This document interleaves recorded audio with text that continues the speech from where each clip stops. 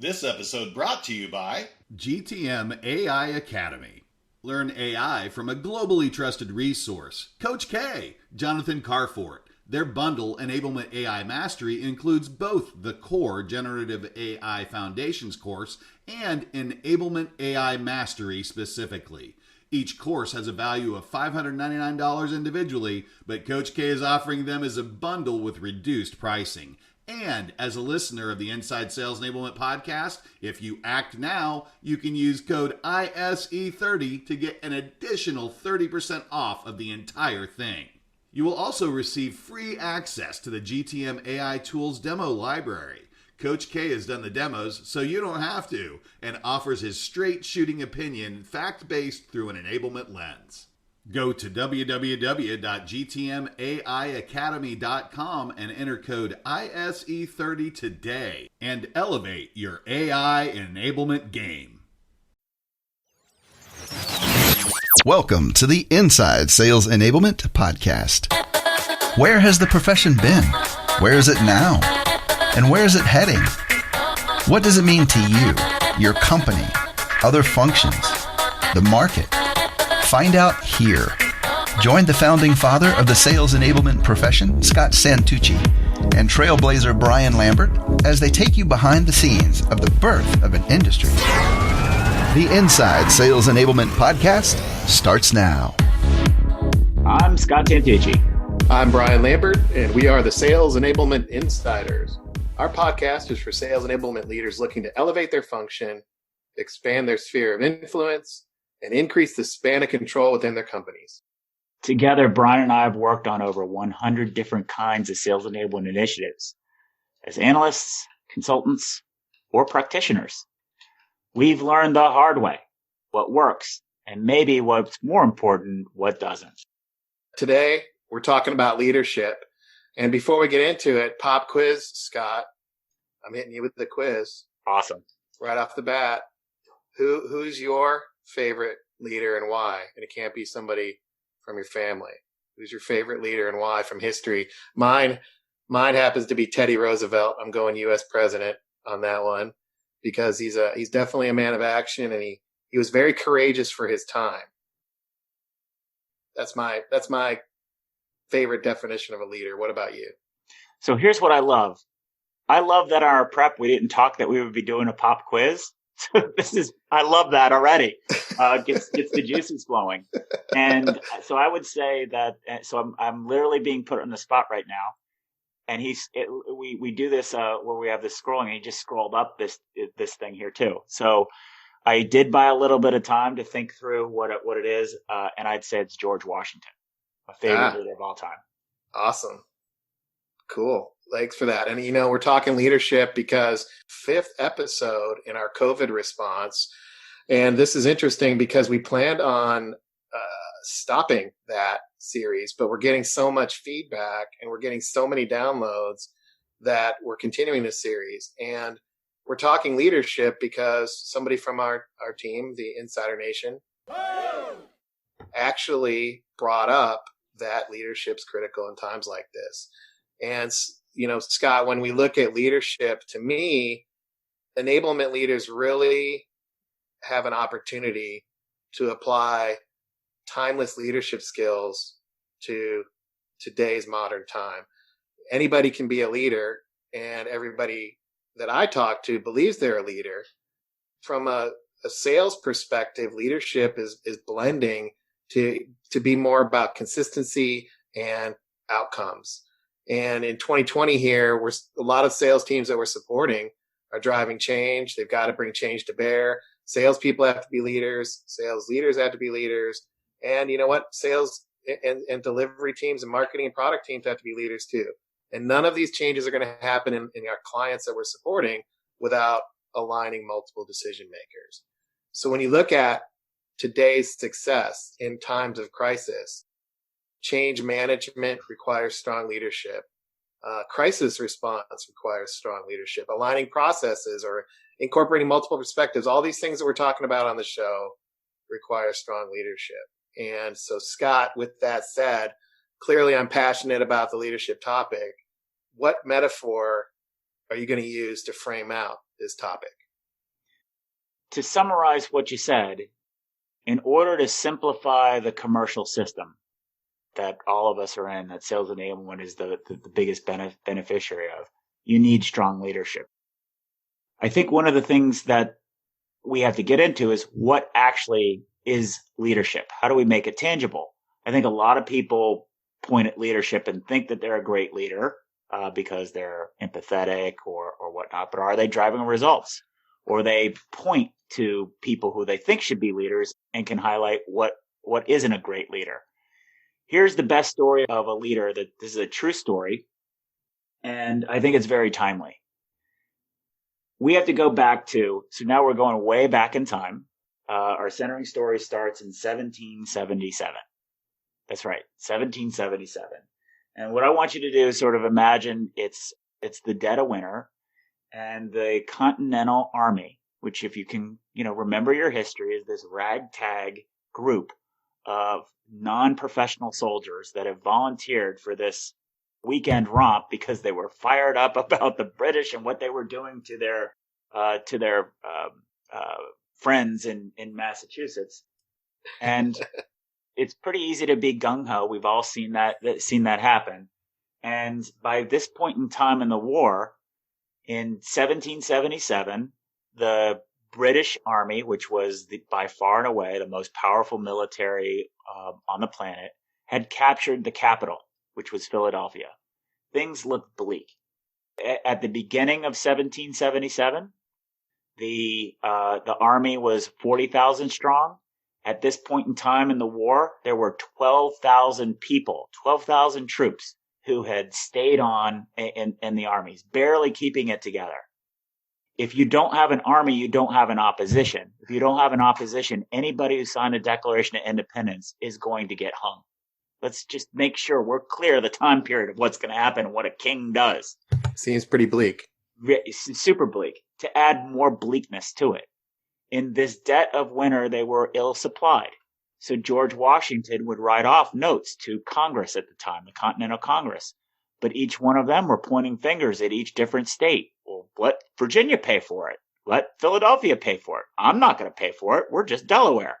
So he would write and write and write, and he wouldn't get any supplies. So they didn't have shoes. They didn't have enough food. They lost 1,500 horses during that winter. They lost 1,000 people. 1,000 people out of 12,000 people died. Put that into comparison about how many people are dying with COVID across the world and how many billions of people there are. In a sample set of 12,000 people, 1,000 died because of disease. Diseases like typhoid or smallpox. Side note, one of the things that came out of this is that they developed what are now called vaccines. So they innovated to stop the smallpox to do that. So during this bleak time, desertion was a problem. How do you handle desertions in a volunteer army? You got to keep the army together, but they're volunteers. So George Washington did something that he didn't want to do. He had some public executions to establish order. What else did they do? They brought in and they said, we need to get these guys formally trained. So they brought in Baron Friedrich von Steuben, who was a Prussian, and they started drilling. So they were drilling. Who wants to drill? Who definitely wants to drill when you have no shoes in the winter? And out of this, When you're starving. and you got no horses, and you got no resources, and the British are there in Philadelphia having a great time, and it was super warm, and you're doing all this going up against the most well-equipped, best army on the planet at the time. So what happened as a result of this is they came out of that a completely transformed unit. Because of the training of Steuben, they actually fought. They started fighting traditional ways. So the myth that all of the Continental Congress was guerrilla warfare is just not true. It's not a true thing. They just used very innovative and radical tactics that the British thought was guerrilla, but it wasn't true. So what they ended up doing is between 1778 and 1781, they ended up defeating, with the help of the French, the most powerful military on the planet. And it was this point in time, there was this pamphlet that circulated. And a guy named Thomas Paine wrote it. And I want to just read a little passage because it's very relevant to today. In 1777, Thomas Paine wrote, "These are the times that try men's souls. The summer soldier and the sunshine patriot will, in this crisis, shrink from the service of their country. That he that stands by it now deserves the love and thanks of men and women. Tyranny, like hell, is not easily conquered. Yet we have this consolation with us, that the harder the conflict, the more glorious the triumph." Wow. That's really, really cool. And that's a great history lesson again. And I am resonating with the timeliness of that, especially the disease part and the bleakness of it all. But I got to ask, what's that have to do with sales enablement right now? So that's the great segue. The so what, right? Yeah. So for Insider Nation, what we're going to talk about is these are the examples of leadership. Leadership isn't easy. Leadership requires courage. Leadership is never cookie cutter. Leadership is dealing with the events around us and trying to figure out how to make it better. Sometimes you have to go into deep, dark places to find out what that looks like. So what Brian and I are going to introduce is a framework that has been developed over an 11-year period of time to give sales enablement leaders the toolkit that they need to be leaders. And we call it being heroic. Yeah. And that's right. You heard that right. 11 years. And you're about to hear it right now. The good thing about this is it is timeless. The second thing about this is it is evolving. Be more clear. So we'd love your feedback on it. Scott, give them the framework. Okay. So the framework is this. Being heroic. So why is that the highlight? The highlight is you have to live, breathe it. You don't just it's not an emergency, break glass, pull out, be a leader framework. You have to practice this every day so that when you're ready for crisis situations, you can actually just be it. You have to just be it. It must be authentic. So we call being heroic. Why heroic? It takes a heck of a lot of courage. Imagine the courage it took George Washington. If you imagine all the chips that are on his back and the fact that he will be swinging from a tree just like the other people who signed the Declaration of Independence, the burden that it was on his back. Mm-hmm. So it takes a tremendous amount of courage to do something different. It takes a tremendous amount of courage to come up with the tactics and to have the discipline and try to say, we're going to train instead of just suffer through this. All courageous moves. Yeah. So that's why we use heroic. We're not trying to be, silly about it, but heroic also is an acronym. And our acronym stands for these are the attributes that you need to develop. So hang on a second before we get into that, right? So I know we were going to roll through this, but I just want to make sure you guys are tracking on this because this idea of heroic, we're going to give you, and it's not just a catchy catchphrase, motivational type of thing. This is actually an applicable framework, and we're going to talk about it. So Scott's going to give you what heroic stands for. It's an acronym. So what is H, what is E, what is R, what is O, I, and C. So here you go. First one is holistic. And holistic really is the whole is greater than the sum of the parts. That's what it means. And it's about being able to see the bigger picture. And we'll just keep it simple right now, and then we're going to unpack them moving forward. E stands for engineered, which is basically how do the parts fit together? And, the practical application is how do you figure out the 80-20 rule? What are the 20% of the things that matter the most? For George Washington at this time, the number one thing that mattered the most is keep the army together. And then when they get out of Valley Forge, to actually be a fighting force so they don't get their butts kicked like they did up and down everywhere in 1777. R is confront reality or be reality focused. And that's really how do all of the parts involved in your system, how do they behave? This is also about looking at the data and then talking to people and see whether that data is really real or not. I like to think about this as confronting biases. The next one, O, is ongoing operations. How do we develop and continuous sustained improvement? Think of it this way: O is the difference between rolling out a training program and then having the reinforcement strategy to make sure that there's the adoption of that training program. Big difference It might sound subtle, but the difference in terms of business results is massive. I is impactive. Impactive really is the message that you give, because leaders have to have messages to address all of the stakeholders in the community with which they're leading.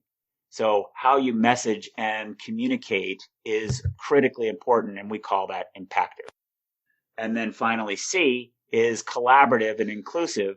In order for you to succeed as a sales enablement leader, your role, in order to simplify that commercial system that we referenced, you're not going to own all of the mechanisms. So you're going to need to gain buy-in and collaboration across many different cross-functional groups.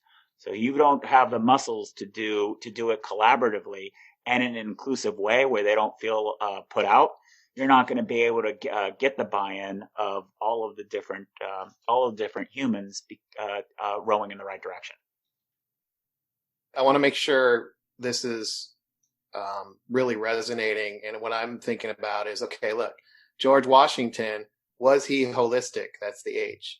It's hard to argue that he wasn't holistic in his approach. Was he engineered, in how he was processing what was going on in Ballage Forge? R, reality, and how was he confronting the reality? O, was he thinking about the ongoing operation, the outcome of the war? I, was he impactive? Was he writing the letters to make sure that he was enrolling the right people? And C, was he collaborative in order to get this done? The answer to that would be a resounding yes. And if you're thinking about it from your role as, my project, how am I being holistic in my project? Am I engineered in my project? Am I confronting reality in my project? What we're talking about here, Scott, seems to be a little bit different than implementing a project, which I think a lot of people think in terms of leadership. What's your take on leadership at this level of George Washington, and with regard to project-based work? So let me answer this as if it's a decision tree.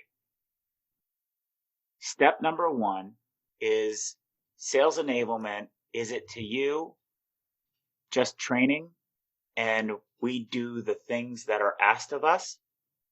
Or is sales enablement a strategic function where you're activating or making the company better? Yeah. If you're A, this podcast isn't for you. If you're B, what we need to really do is highlight what that means. So that's creating the simplification to create the commercial system, sales and marketing, to work together. Mm-hmm. And in order to activate that, you have to develop a skill that blends strategy and execution. So Brian and I call that stratacution. So that means to the executive team, you need to be able to communicate executable insights. And that to you and to your team, you have to develop success methods to carry that out. Those two have to be blended together in order to drive the business results or the goals, the big goals that you seek, rather than the activity that's easy to measure. Yep. Yeah, and I know we've talked a lot about that, and I thought it was really important to pause there and make sure that we're processing the heroic framework this way. And one of the things you're bringing up here is this commercial system and simplifying that.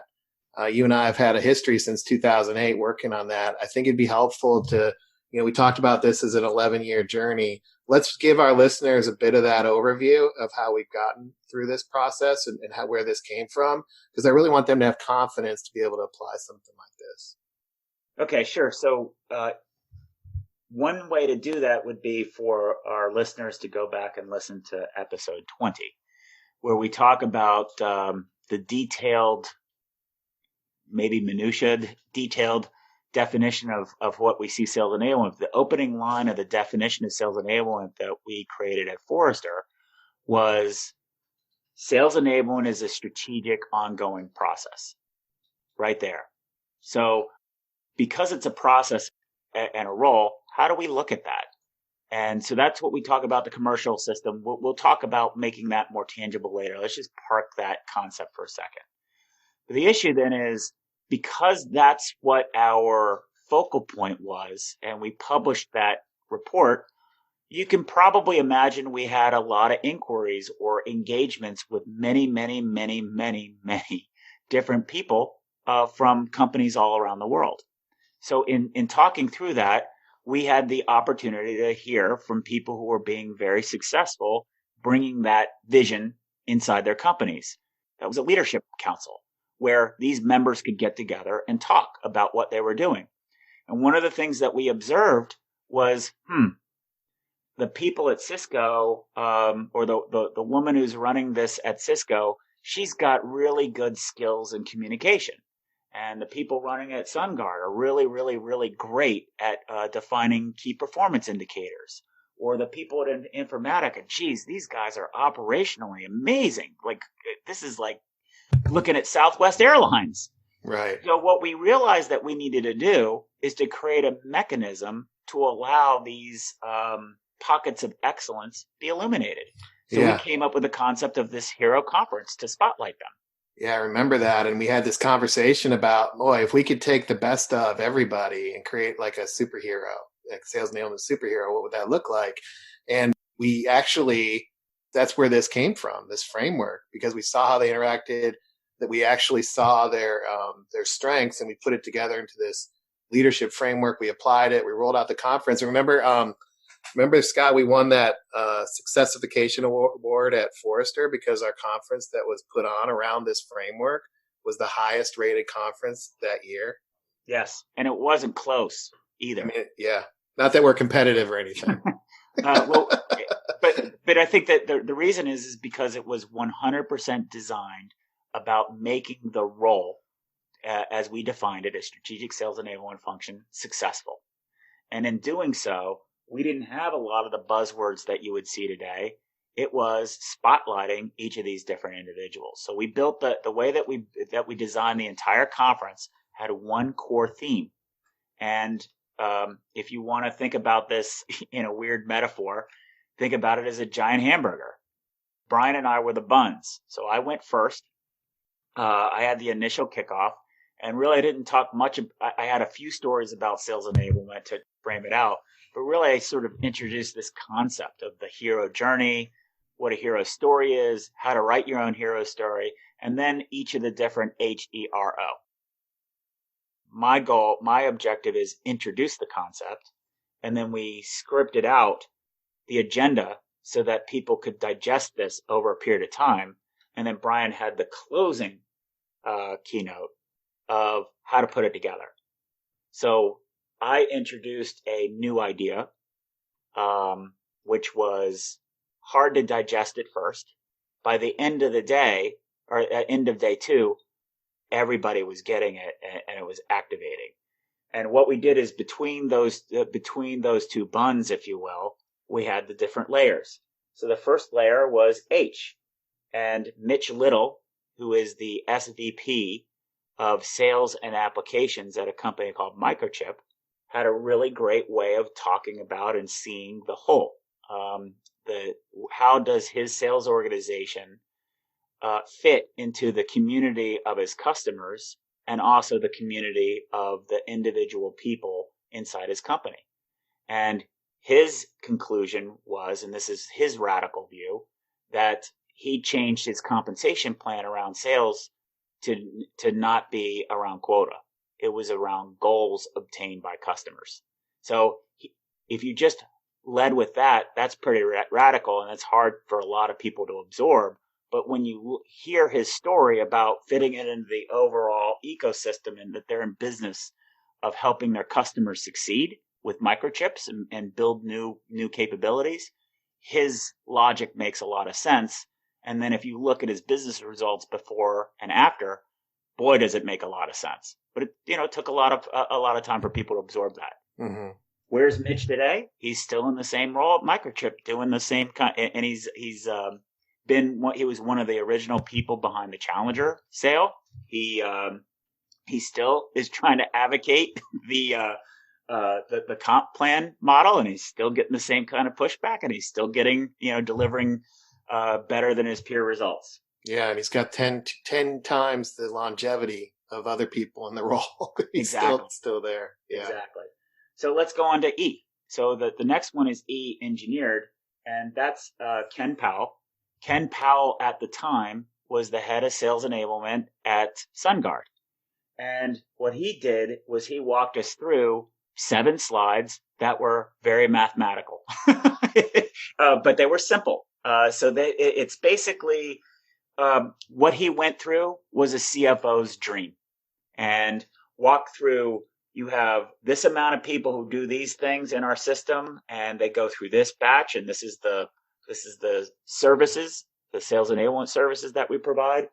But instead of talking about what the services were, he concentrated more about the metrics.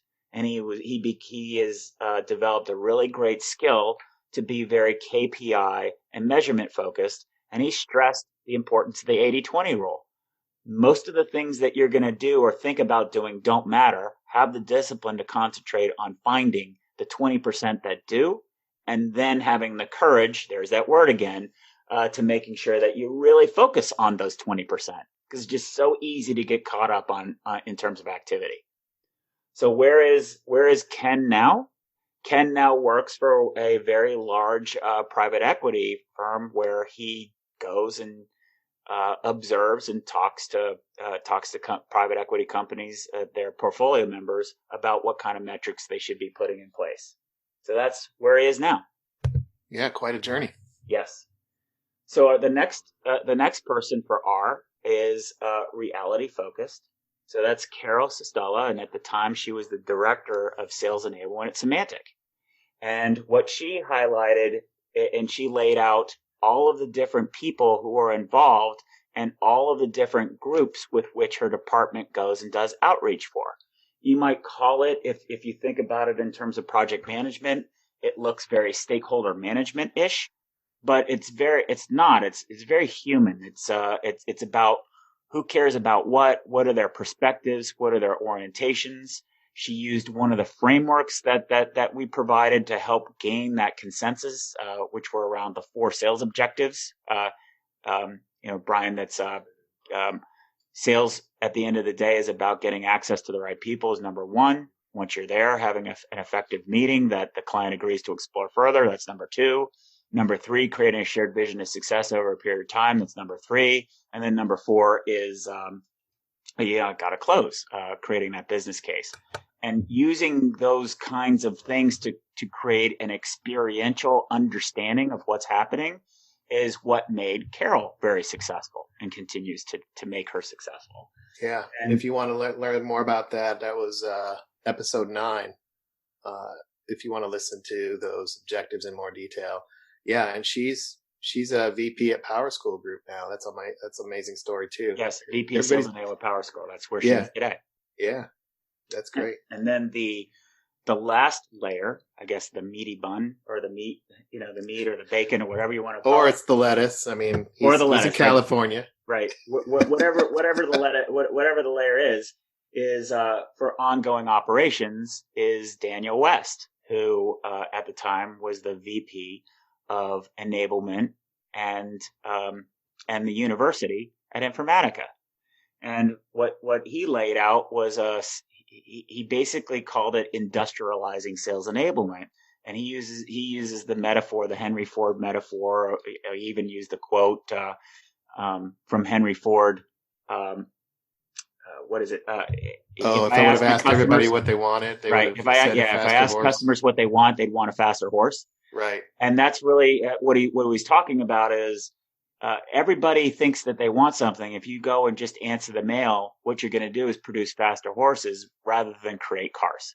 So what he highlights is what is his system to go about doing that? How does he concentrate on the operations and defining the roles and responsibilities for everybody?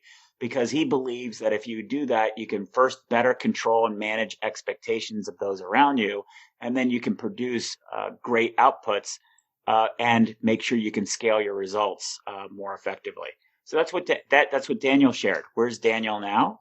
Well, Daniel has a SVP role at Oracle, basically doing this. So obviously he's graduated up as well. So all of these speakers have done really well for themselves over the past 8 years, and we think folks should be able to learn from them. Yeah, and they're courageous and heroic, which is our framework, and they've clearly done well for themselves. And I've learned a lot from them as well. And I think what's cool about each of them is they're very approachable. So reach out to them. And then when you look at this, Scott, that's HERO. We have a heroic framework. So what about IC? What is the I? What is the C? It's impactive. Remember, everybody, pop quiz, impactive and collaborative, right? So what about IC? Where did that come from, Scott? So that came from, a lot of people don't know this, but the concept around the Sales Enablement Society was half, hey, we should all get together, but probably more half, and probably what I was more interested in, is a test. And the test is, can we create an organization from scratch that doesn't involve or force ourselves to figure out how we can be more collaborative and cross-functional. And in doing so, I set out to say, okay, I have to lead. So I'm going to use this hero framework in the leadership. And while putting it to practice, I realized there were two things that were missing. Two things. And maybe it's more an issue of modern, and that we're in a digital world, and there's so many different stakeholders involved. But the two things that added are, one is so the I is, how do you message? How you message matters so much more today than what you think. And I got to stress to you, everybody is going to say, yeah, I know how to do that. And I'm going to tell you, you don't, because the impactive part really matters. And actually, impactive is a acronym. One of the things that Brian and I are going to have as an episode, Lindsay Gore, if you remember her as a salesperson, when her and I work a lot together, and we're going to really unpack this being heroic framework and how it matters to salespeople. It's going to be really exciting.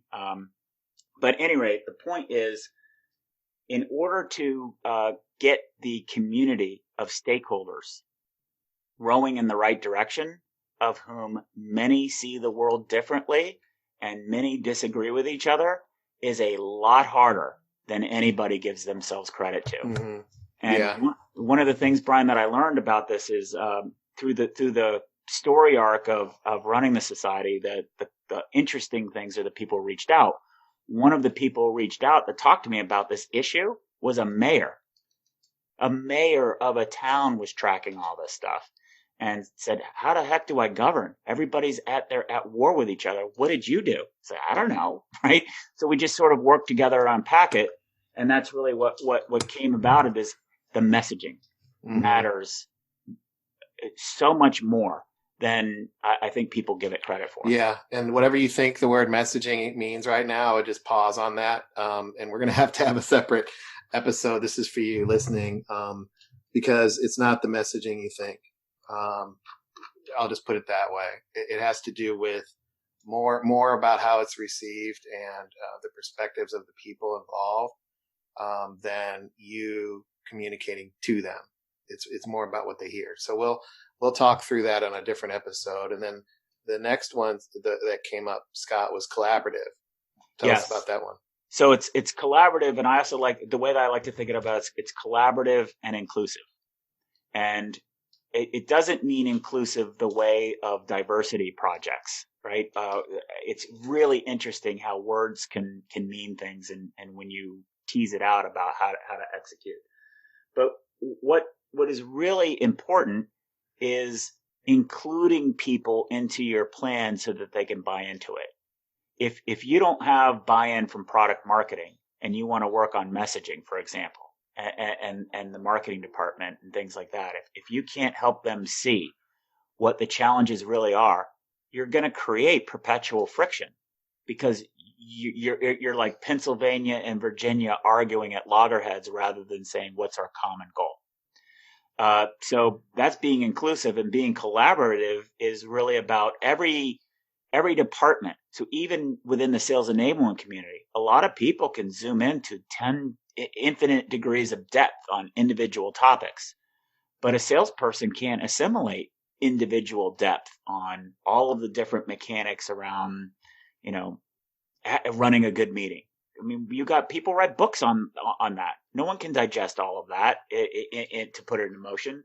So how do you collaborate to identify what's the low hanging fruit that you can connect to simplify it so that salespeople can execute or that customers can understand it?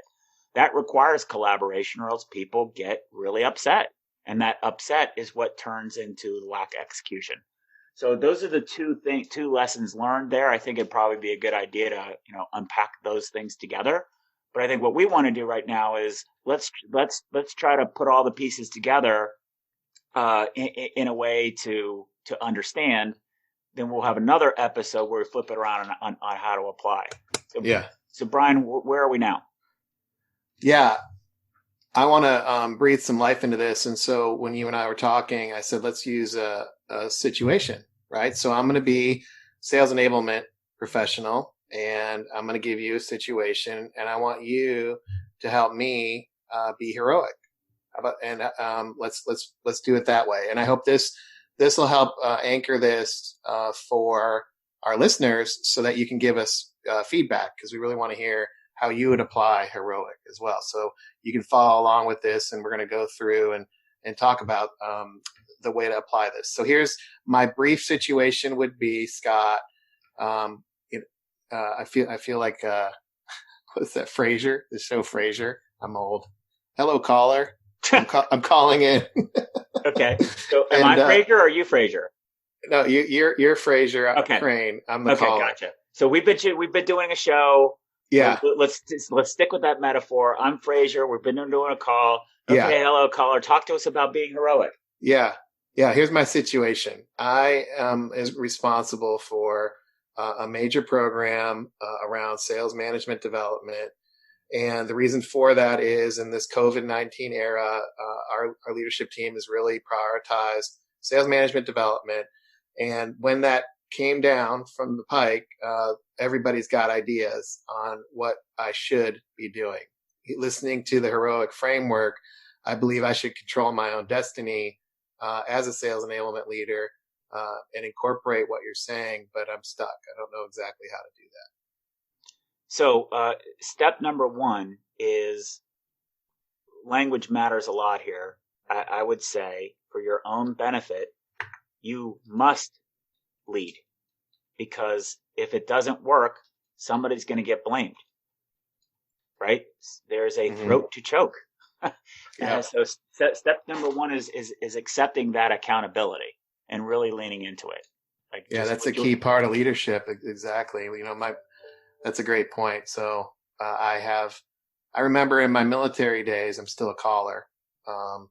That was really important. And you have to know your own limits and know your own strengths and weaknesses. And you have to come to grips with the accountability that you have in a time like this. So thanks for reminding me of that, Frasier. Yeah, no problem.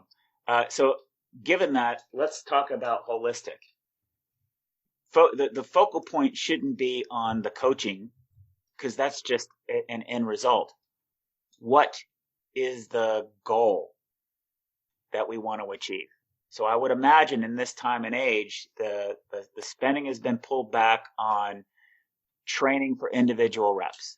And the goal is, we have to figure out how we're going to navigate this crisis. And we're going to do two things at the same time. One is figure out how we empower our frontline leaders to make sure the troops, for lack of a better word, are comfortable, focused, but build the muscles that we require once this comes out, so that we are better prepared than our competitors. Mm-hmm. Is that fair?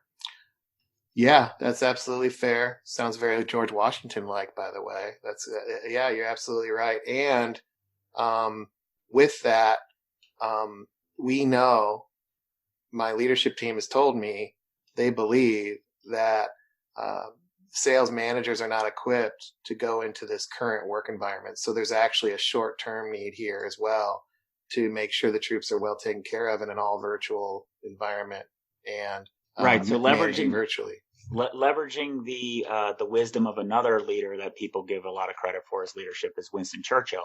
Never let a crisis go to waste. That's right. if you have the short term, boy, they're not prepared to be able to do it. That's what you're implementing. But if you're only focusing on that, you're not actually creating anything. So remember what George Washington did is, what did he do? Is he brought Steuben in to come up with this discipline and train these guys to become really fantastic soldiers. So two things are happening at the same time. And I can't stress how important it is to have that kind of idea. So my tip to you, caller, would be, please don't call this a coaching program, because that's going to have everybody involved in your program focus on the wrong thing. This isn't about coaching. Yes, technically what it is that you are doing is deploying coaching, but you're not answering the why. What does management get out of it? So I would work on crafting your own message similar to the Thomas Paine, these are the times that try men's souls. Come up with some sort of statement that's a more aspirational and inspiring rather than just coaching. Yeah, that's great. Thanks. And also continuing through this, I have listened to the podcast, and I know I don't want to be random. I don't want to be just engaging in a bunch of activity, even though we have a new hire starting on Monday and they're asking me what we're doing with this person. I'm resisting the urge to just jump in and start flinging, but I'm having trouble, with that messaging as well, and what to do to make sure that it's additive to the H. So what I would say is concentrate on your goals. There's got to be measurable goals. So let's think about channeling our inner Ken from Ken Powell.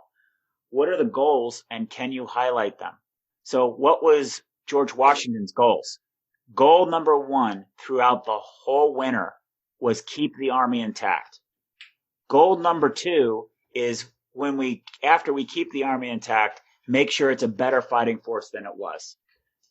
All the other daily activities that they had to deal with are all just tactics. He stayed focused on those two things. Mm-hmm. So in this particular case, from your period of time from when you're starting to when you're ending, what are the 2 or 3 things that must be focused on, and make sure that's the thing that you stay concentrated on. Like think about Rocky. These are the things that you put on your mirror as you're training that you concentrate on over and over and over and over again, because you're going to get overwhelmed by people's opinions, people's points of view, etc., that are all going to be distracting.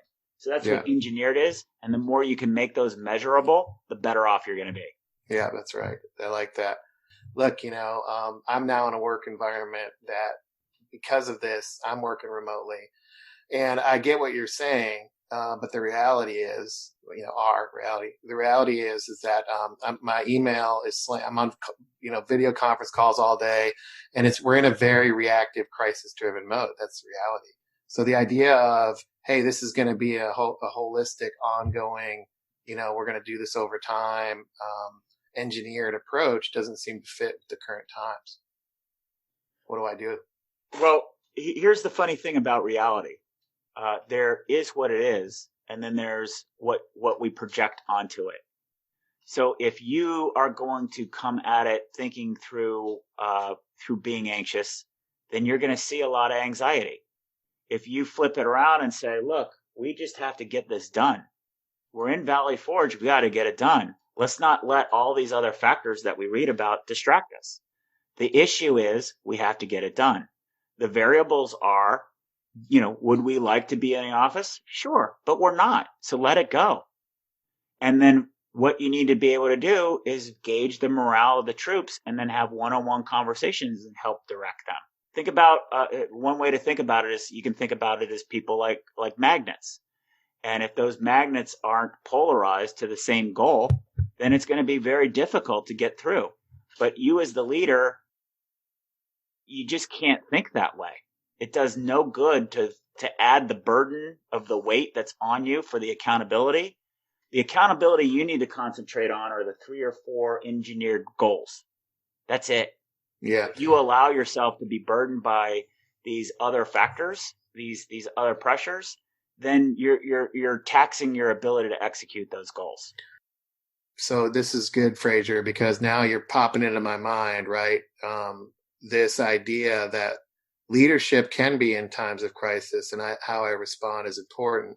And like, for example, Papa John's Pizza, right? I just got on, what you're triggering in my mind is they're being really responsive by confronting reality. You know what they did? They actually this morning pushed an app update that says you can update your pizza delivery to no contact. I don't want to touch anybody. And I want to have uber hypersensitivity to the virus delivery. And so they pushed a whole app update. Is that leadership? I would say it is, because it's highly grounded to reality, and it's being helpful, and it's being positive, to your point. So thanks for reminding me about that. I also want to add on top of that. So let's also factor in that issue of reality. One of the things that is very common in the sales enablement world will be, you led with the statement that management says the sales managers aren't prepared, aren't prepared to lead in this environment. Many sales enablement people, because leadership says that, take that as fact. And then they will go and say to sales leaders, you're not prepared for this. Well, guess what? First of all, you don't know for sure if they're prepared or not prepared. Secondly, why in the world would you say that to them? And thirdly, if you did say that to them, haven't you created resistance to begin with? In terms of reality, how would you know? Do you have a rubric to say, here's what makes somebody a leader or not a leader? If you don't have a rubric, what criteria is it that the management is basing it on? If you just do it and you're doing things and you haven't isolated what that core thing, how do you know what reality actually is? Is it because of what somebody else said? And these are the kinds of things that we have to be really thoughtful of. These are human beings.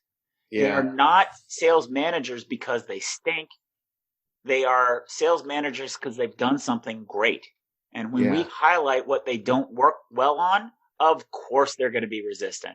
And are they going to be more resistant in a time of crisis? Heck yeah, because they're worried about their own futures too.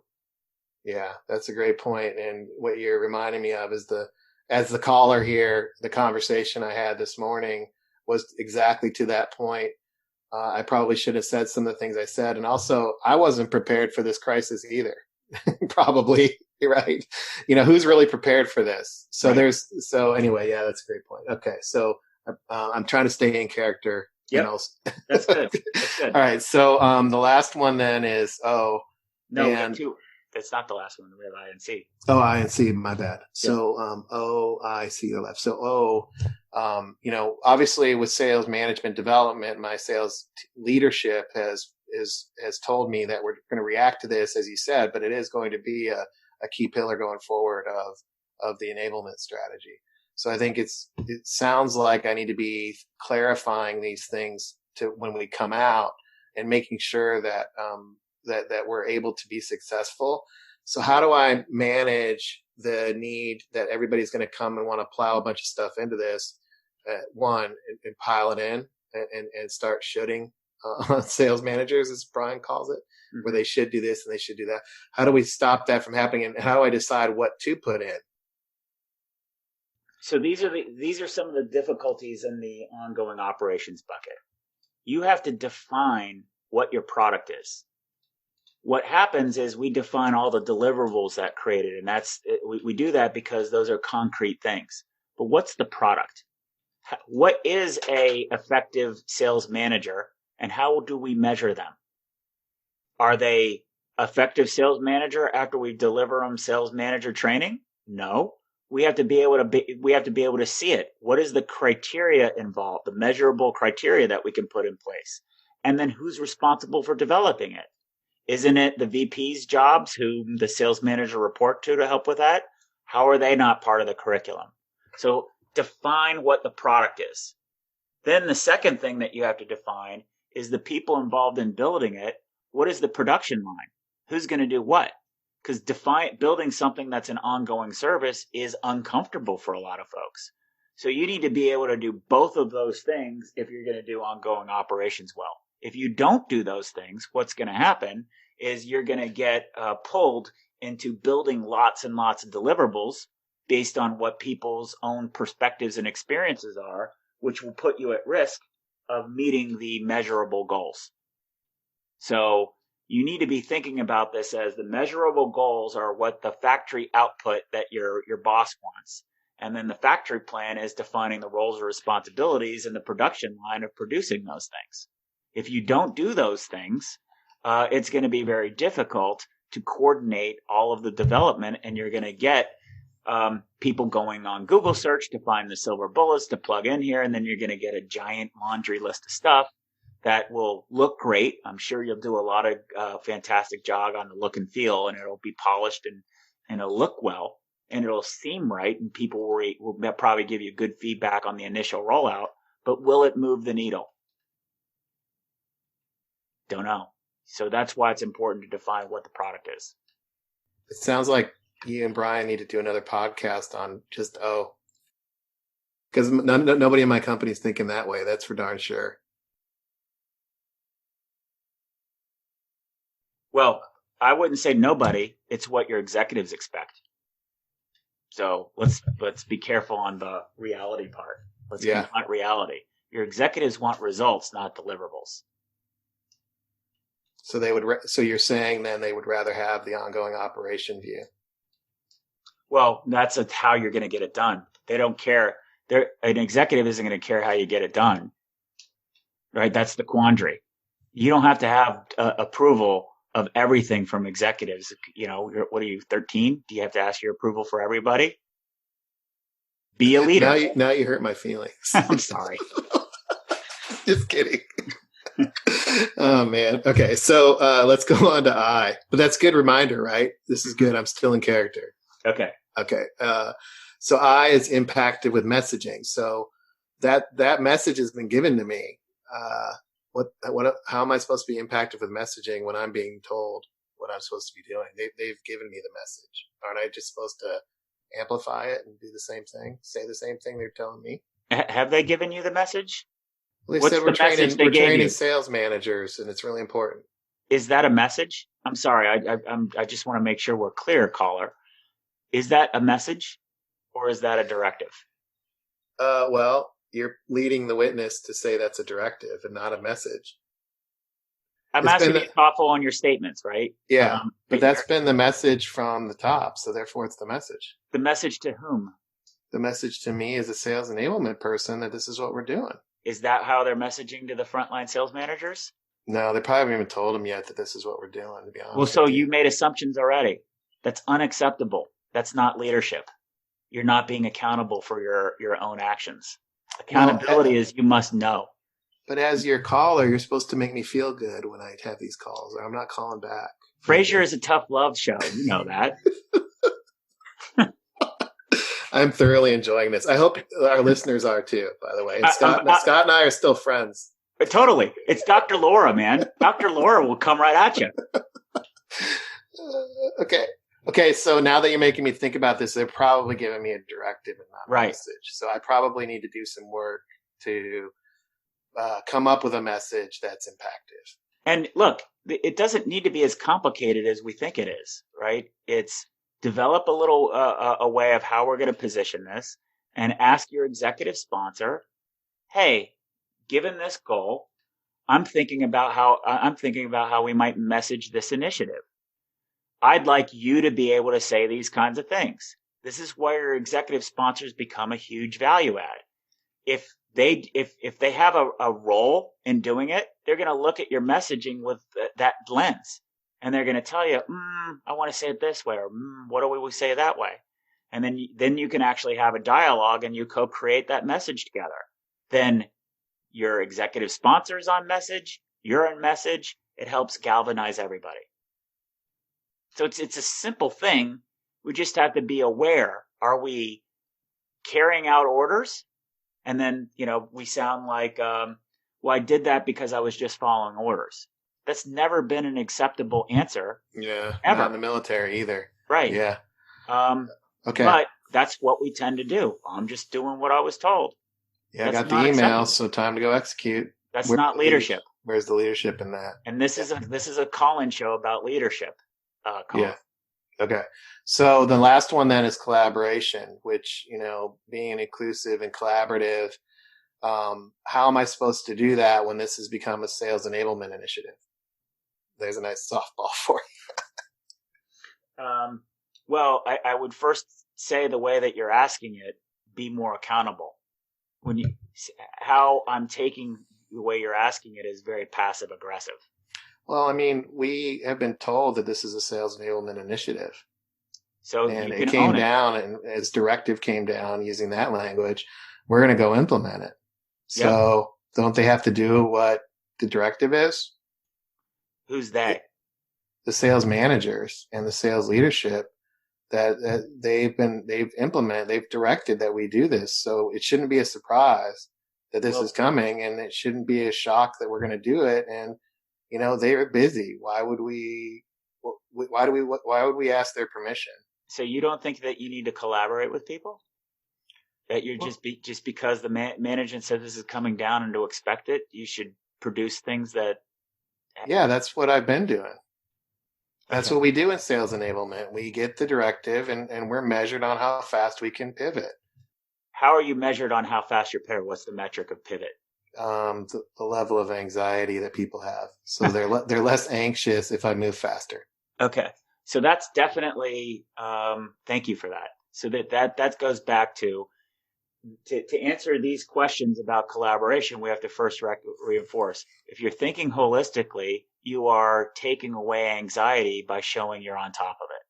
Wouldn't we all feel a lot more comfortable if the government seemed like they were more control over the COVID stuff and more clear and directive? All of us would. So the anxiety level goes down the more on top of it, which means that's understanding. And those are some of the other elements. The collaboration part is how we're going to bring this together. How do you create the awareness? So let's assume that half of the sales managers don't think they need management help, that they're great leaders as is. How do you help them see for themselves they need to participate in that? That's number one. And even if you do roll it out, if they're not receptive to it, they're not going to use it. So therefore, you're not driving. You're not driving. So these things are really, really important if you're going to produce the measurable results that you're being asked or held accountable for. You have to confront some of these realities. The next thing also would be who else is involved? Who else is giving sales managers input? In order for a sales manager to lead, part of the thing that we have to do is understand what their burden is. That's being collaborative too. Before we get into a leadership thing, how many different directives do you get asked? So, caller, on our show, Brian and I have had many episodes about coaching, and we bring up how burdened sales managers are. Has anybody highlighted that out? When you start doing some of the work to represent the group that you're trying to impact and show that you're doing things to help them, they become a lot more open to the things that you want to dictate to them. And it's just, that's human nature, going back to sort of the timeless things. So if you can go and figure out how burdened they are, or where, analysis about where they come from, things that you can say, hey, as sales managers, these are things that your company's being asked to do. We've eliminated some of these things for you before we start saying, and now here's the leadership program that we wanted to get to. What's going to be more receptive? Yeah, the collaborative approach that you're talking about, for sure. Yep. I'll tell you, I think one of the things that where I establish a lot of credibility with reps when I do programs, and maybe when we have Lindsay back on, we can ask her about this. One of the things that we mentioned in that show, I met Lindsay when I was asked to do the sales training to teach the NetApp salespeople how to do cloud selling in a day workshop. Right, it's pretty narrow, hard goal. And one of the things that we did in there was I had a section where I just had a poll, and it said about Festivus. You remember Festivus? Yeah. From some science. I kid you not. I do this often.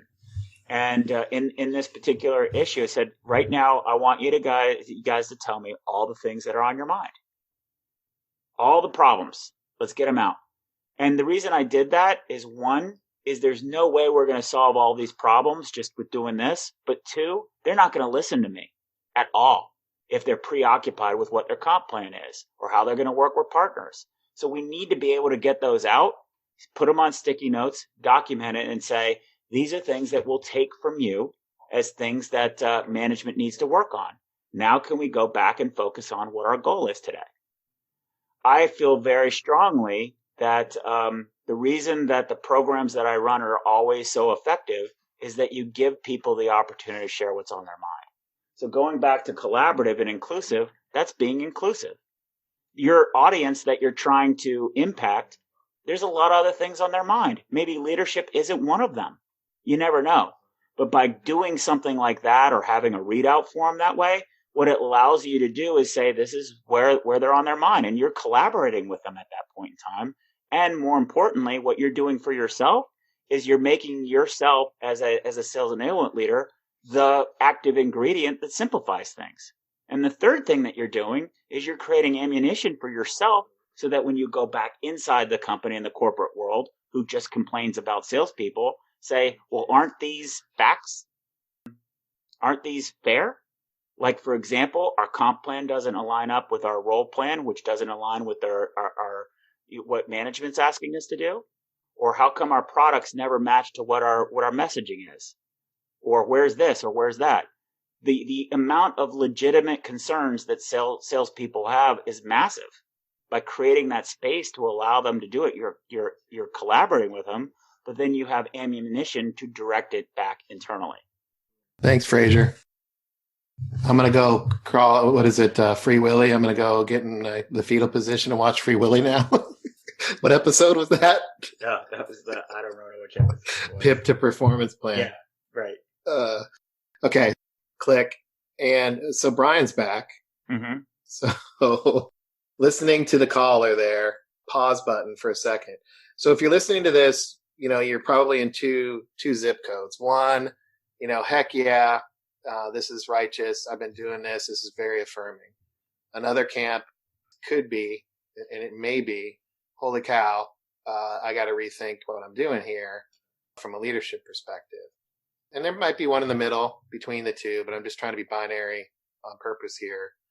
So it either reaffirmed your unconscious competence, what you've been doing all along or what you've learned, or it's maybe convicted you a little bit around how you're approaching things, which is either way, it's great. And I would say, look, go back and listen to this at least one more time, because leadership is timeless. I'm still learning about it today. So this is not a one and done thing. Scott and I both really wanted to explore this because sales enablement requires leadership right now, and your salespeople need to benefit from that leadership. And corporate America as a whole needs more leadership. And we believe sales enablement is really positioned for that, and we really wanted to help there. So don't be overwhelmed by this topic. Go listen to it again and engage in the conversation. You've got to be a strong leader. If you're helping your company change, if you're helping your company move, be more reactive to the times, you've got to be a strong leader. If you're trying to move from product selling to solution selling, you have to be a strong leader. If you're trying to rationalize the BDR efforts with the marketing effort, the outbound marketing efforts, you got to be, a strong leader that works across silos, that applies this holistic framework. My last word of wisdom is, don't be afraid to be a leader, but to be a strong leader, you have to know yourself. And if anything, I believe that this type of episode that we put effort into is going to help you reflect and take stock of your own leadership. And that's really the essence of leadership, is knowing yourself, knowing your boundaries, and thinking through how you might react to something. And in a time of crisis, it's a really great time to find out where you stand on things. So as Winston Churchill said, don't let a good crisis go to waste. That's great, Brian. So I have two concepts. One is what we're introducing here is what we're calling an executable insight. So what is the insight? The insight is leadership is embracing accountability. That's what leadership is.